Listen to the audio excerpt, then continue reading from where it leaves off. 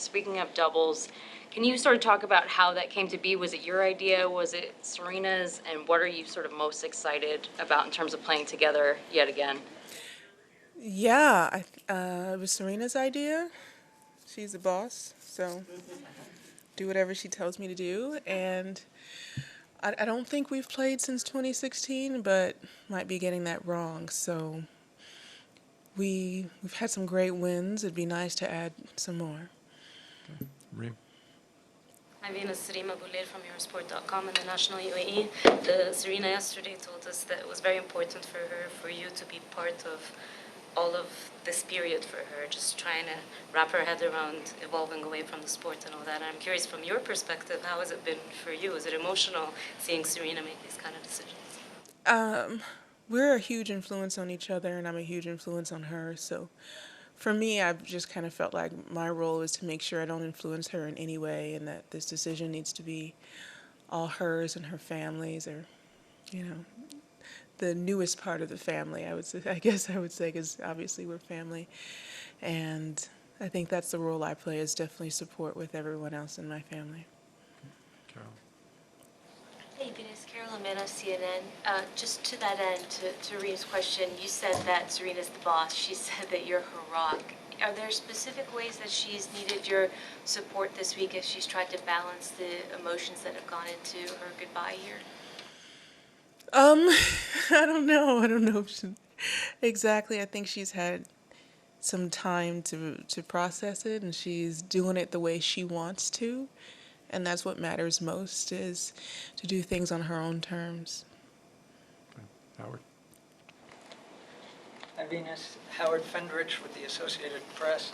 I'm wondering whether you had a chance to watch some or all of last night's match for Serena, and what your thoughts and emotions were with the whole night, everything about it. Yeah, I definitely watched. I wanted to be there, but I had obviously an early start today, and it's never easy the first round, and definitely it was an exciting evening, and obviously my hope is that there's more ahead for her at this tournament.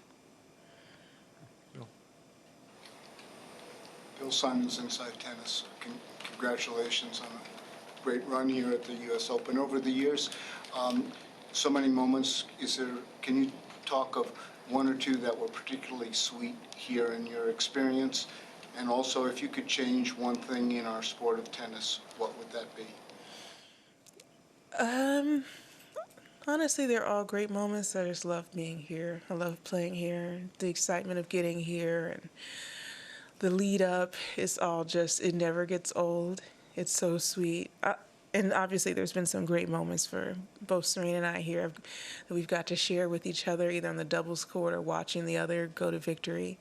And that's nice. If I could change one thing, it would definitely be no second night match. It's just, it's a little brutal, a lot of brutal.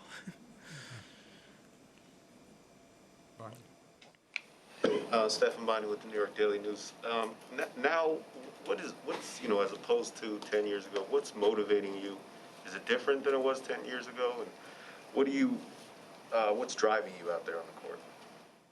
3 letters is WIN. That's it. Very simple. Willie? Willie Weinbaum from ESPN. What goes through your mind when you hear other players talking about the impact you and Serena have had on them? That's fantastic, to see these young women living their dream, doing positive things in their lives, and in turn influencing other young women, other people, not just young women, to also get up, do something, live your life, go for your destiny, fight. That's what it is. So it's just an exchange of energy, an exchange of giving, and so it's wonderful to see that. Okay. Tamani in the back. Venus, Tamani Kara from The Guardian. You spent quite a while away from tennis after last year. I was wondering just what that was like, taking some time away from tennis, and what was it like getting back into this, playing and training and getting ready to compete again? Yeah, it was definitely the longest time I've been away from tennis and been without a racket in my hand, and So it was a completely new experience for me, getting a racket back in my hand and trying to acclimate as quick as possible to be ready for the U.S. Open, which was not easy.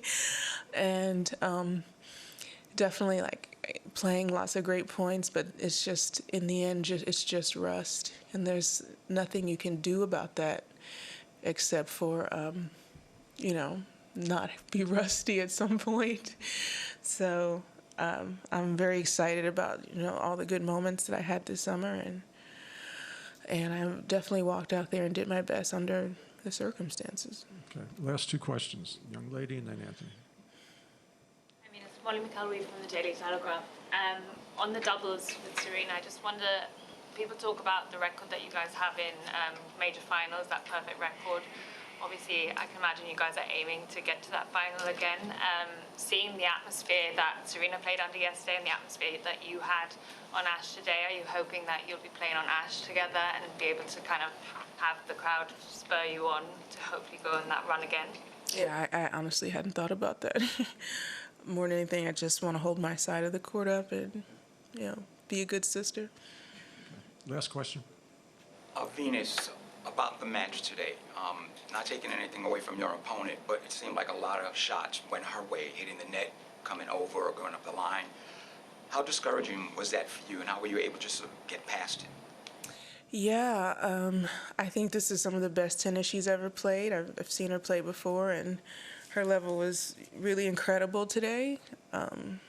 So credit to her, and I was still finding my space. This is my first major in over a year, so I was finding my space and my rhythm and finding myself out there and getting closer and closer, and honestly just kind of really unlucky in the tiebreaker. And I had an amazing second serve that somehow went for a winner on the line, and then another great serve that was a shank in, and then I felt like I did what I needed to do to win that tiebreaker, but there's nothing you can do, on moments like that. So I felt like I had it, but truly unlucky.